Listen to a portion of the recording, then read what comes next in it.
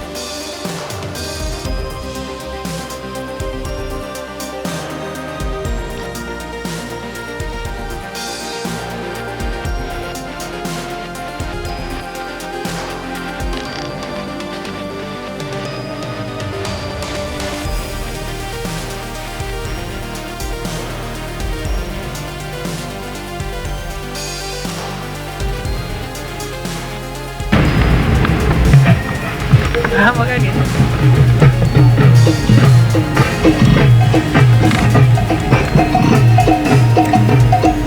બાબા બંધ કર્યો.